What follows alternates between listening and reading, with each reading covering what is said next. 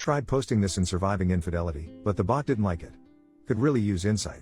I 32M have been married to my wife 30F for 5 years, and it feels like in the last year she's become a complete stranger. We were both established when we met, and at first it felt like we shared the same values. I went to a trade school and learned a very technical job. I worked shit entry-level jobs before I proved myself and built a reputation in coding, to the point where my references trumped my education. My wife has a graduate degree and works in a management position. This created a bit of what I thought was friendly tension at the time. Early on, I bitched about middle management. I saw them as roadblocks between me and finishing tasks. My wife saw middle management as necessary for directing personnel and resources. Personally, I was stuck with a bad string of middle managers that thought code developers were modular and replaceable. They set unreasonable deadlines, promised features to clients, and created scope creep. Every time I told her about the next boneheaded thing my manager instituted, she always took his side. Note, she never met him. He sees things you don't, she says. After about a year of dating, I learned to stop telling her about my day at work if it doesn't involve days off or raises. I always felt like she resented the fact I didn't go back to school for a 4-year of graduate degree. She pushed about it early on before marriage, but when I broke down the loans and debt, she dropped it. She was relatively debt-free when we married, as was I. As I said, we were pretty close in earning power as well. About 2 years ago, I started working for a company that had an owner that talked to me directly. He saw value in me and my potential. I now make 50% more than my wife, and my manager is a guy that works well with me. While not a technical lead, he embodies what a Scrum Master should be. I would say he knows how to stay out of my way, but that makes it sound adversarial. He's a great supervisor. The first 4 years of marriage went great, overall. I didn't complain about manager's form work and she didn't push me to dump thousands into a piece of paper in debt. We had fun, went on date nights several times a month, shared hobbies, cooked together, read books together and watched movies together. When the first lockdown hit, we both worked from home. Our house is really nice, with 3 spare bedrooms for if we eventually had kids. One was already converted into an office for me, and when lockdown started, we converted the second one into an office for her. We both telecommuted, but we both had very different philosophies about it. I would get up, make breakfast, shower, shave, dress in a suit, then walk into my home office. I hate suits and ties, by the way. But it does put me in the mental state of okay, this is work time. My wife, however, rolls out of bed, eats breakfast, brushes her teeth, puts on a t-shirt and sweatpants and goes into her office with the iPad to play Candy Crush between emails. I guess I see it as work from home and she sees it as work from home. I digress. It's the weirdest thing how proximity can create distance. She has several meetings a day, and I can tell because she keeps her door wide open and I can hear them. I have 1 meeting a day, a scrum, and it's short. I close my door for mine. 5 months ago she said she felt insulted that I closed my door for the daily scrum. I explained that it's for peace and to keep my mind focused on work. She said she felt like I was hiding something. I tried to keep up our hobbies together, but she brushed it off as we see each other all day as is. I should have pressed, but I didn't. I treated the lockdown as temporary, and maybe I shouldn't have. It got really bad when her company instituted a partial office reopening. She jumped at the chance to be part of the 50% of the company back in a rearranged office to allow social distancing. I don't blame her, I miss working at the office too, but my company hasn't opened up the offices yet, and as long as I have access to my dev environment, it really isn't needed. I think several of her other coworkers got into her head. She would stay after work to hang out with them, have drinks at a coworker's place. I pressed and wanted to know more, but she was secretive and guarded. She became colder and colder too. It felt like I had a roommate and not a wife at that point. Last month, on a weekend, she put her old iPad on the desk and said, "Can you wipe this? I want to gift this to my niece." I shrugged. I often do that sort of thing for the family and didn't think much about it. Off she went to another company gathering and I switched on the iPad. Maybe my wife was becoming so brazen, maybe she thought I wouldn't check it and just do a factory reset. Point is, I checked it and saw her messaging app. Pics, videos, IMs with her boss. They've been having an affair for 2 months. I can't describe the feeling in my veins. It was like my blood turned to ice. It reminded me of the scene in Equilibrium where the polygraph flatlined. I copied everything, packaged it into cloud storage I use for dev projects separate from work, and started looking for a lawyer. I didn't confront it first because I wasn't sure what I would do. The new sensation in my body felt like I was both numb and walking through water. She didn't notice or didn't care. By that point we were already dead bedroom. We were really in the roommate stage, I guess. I contacted a lawyer and he wanted to keep investigating and me to keep my mouth shut. He suggested I get a private investigator, and suggested a good one. For the last 4 weeks we were gathering evidence and he was preparing the filing for divorce. Be patient, he kept telling me. And, my ice-filled veins and her indifference made it easy at first. state is at fault, and the Pi got photos, video, plus the texts. It was pretty much a slam dunk. Then, last night, I don't know what happened to me. But the ice turned to fire. She came home, late of course, and I don't even remember what she said to me, but I went off. I said I hoped it was worth fucking her boss. She turned mean, nasty, vindictive. She said I wasn't there for her emotionally. I was just lounging all day at home, even if I was earning the lion's share at home. I wasn't intellectually stimulating even though I work a highly technical job. I told her I had a lawyer and she laughed. She said my bluff was pathetic. There was no way I was leaving her. That even if I divorced her, she would get half my paycheck. If I stayed with her, at least I would get to occasionally have sex, so I shouldn't mess this up. She was a different person. I said to her that's not a marriage. She laughed, again. Honey, this is the 21st century. A woman can have her cake and eat it too. She laughed again and she went to bed. I emailed my boss and said I needed a week off to handle a family issue. He of course granted it. I slept on the couch in my office. This morning, she left as I was getting dressed, and only said don't wait up. I went to my lawyer's office and he said he had the papers ready. He had a process server with him and asked how I wanted the papers served. I told him. My lawyer, bless him, laughed and said you better not. I've had so many people want to do a cutesy or revenge serving and I always talk them out of it. Judges don't have a sense of humor. He told me how this could cost me alimony or assets. I didn't care. Her words burned me. I wanted her burned back. The lawyer did his best to keep telling me not to, but he relented when he saw how serious I was about this. The process server, he heard my idea. He laughed as well and said you're my hero. I had to special order something, with a rush cost. Sent the process server to pick it up, and deliver that, with the papers, to my wife's work. Process server told me what happened when he was done. He said he had two. He said he showed up at her office with a large box and papers. He found my wife talking and laughing with a group of coworkers and friends and asked her name. She confirmed and asked what it was about.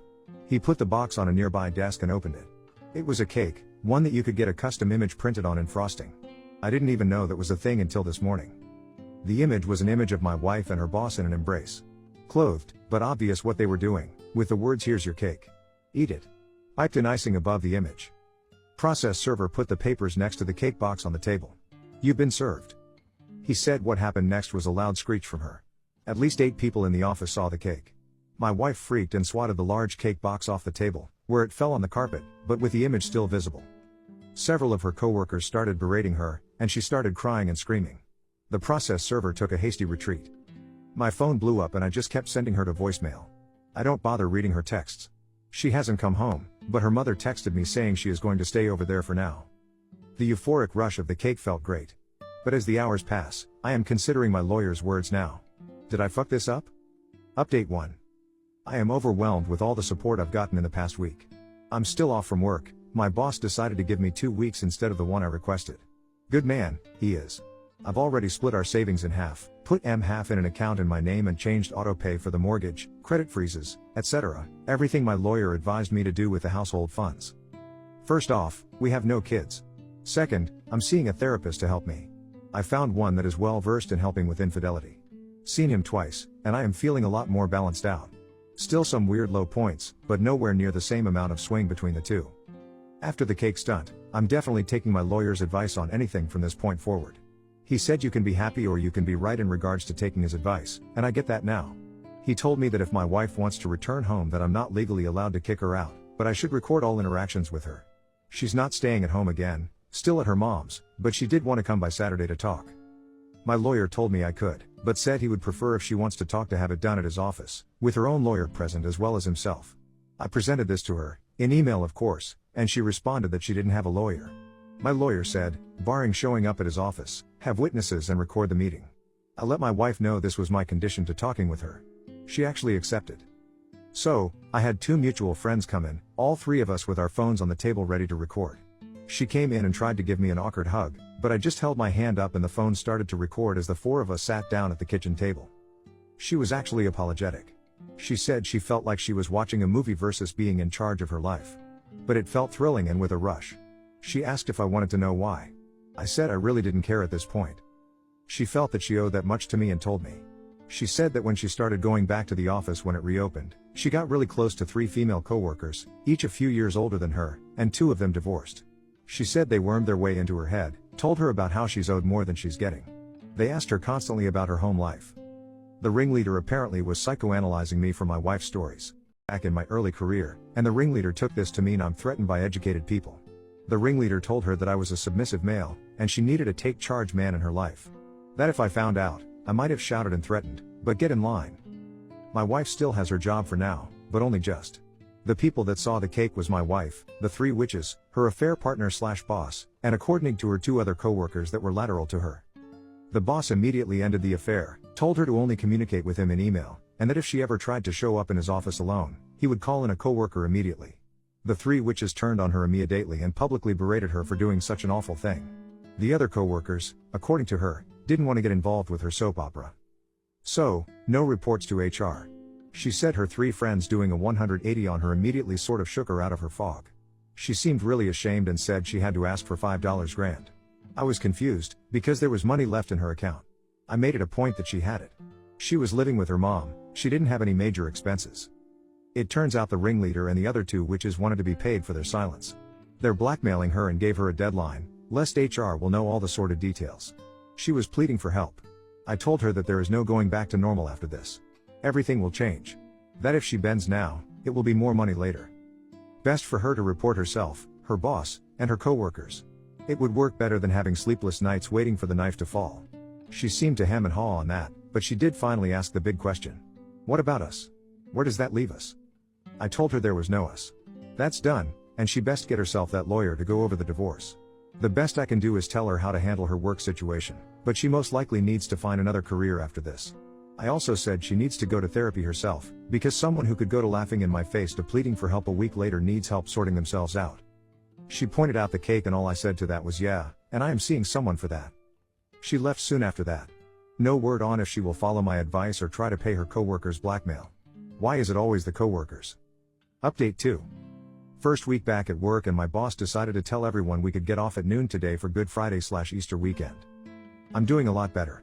I'm still seeing an individual therapist, and last weekend I drove out into the rural roads to unwind and saw a dog breeder as I was driving by and was curious. Stopped in, he was an Asian fellow and had a breed of Asian dogs I've never seen before. He was telling me about how they were extremely loyal and brave.